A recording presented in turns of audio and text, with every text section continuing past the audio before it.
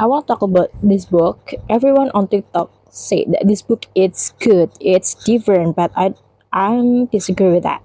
Jadi ini pendapat pribadi aku, jadi mohon maaf banget kalau gak sesuai dengan pendapat kalian ya. Ekspektasiku tinggi saat baca buku ini, karena banyak banget orang yang bilang ini tuh bagus. Tapi ternyata no, it's not my type at all. Dari segi genre, jujur ini bukan tipeku, tapi karena aku adalah orang yang tidak ragu untuk explore genre baru, jadi aku baca aja. Di video sebelumnya aku udah bilang kalau buku ini tuh bagus karena di prolognya itu kita dikasih tahu permasalahan hidup dan sisi lain dari kota Jakarta. Oke, semua kota punya itu dan di situ cuma di-spill beberapa tokohnya. Ternyata setelah aku baca buku ini tokohnya tuh banyak banget. Dan profesi-profesi yang diambil oleh penulisnya itu adalah profesi yang menurutku sisi haram dari profesi-profesi yang pasti ada gitu di setiap kota-kota besar gitu. Aku juga gak begitu kaget sih waktu mendapati bahwa bahasa dan gaya penulisannya penulis itu cukup vulgar dan ada bahasa agak mengarah ke hal-hal 18 plus, tapi I'm okay gitu. Cuma gimana cara karakter di sini tuh pasrah dengan keadaan dan menerima bahwa kalau nggak kerja kayak gini tuh nggak akan ada kerjaan lain gitu, dan kalau aku kerja lain pun penghasilannya tuh nggak seberapa gitu loh. Kayak aku merasa kayak itu kan pilihan ya, bolak-balik pilihan lagi.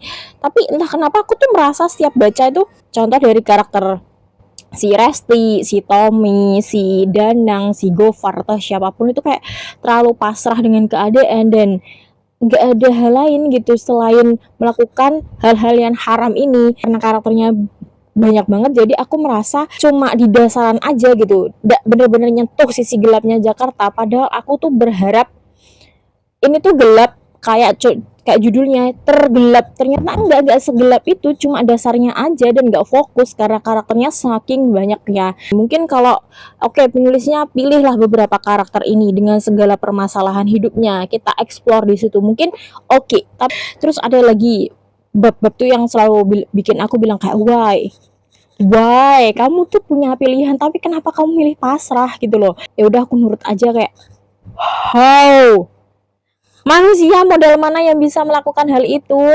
Secara ending sendiri buku ini oke, karena setiap karakter di buku ini menemukan their own happiness. Setiap keputusannya mereka ambil tuh akhirnya mengarah ke hal yang lebih baik. Tapi tetap aja aku kepalang kesel gitu sama bab-bab sebelumnya. Jadi ya udah aja gitu, nggak ada impact apa-apa di aku. Ini aku kasih rating 3 bintang aja.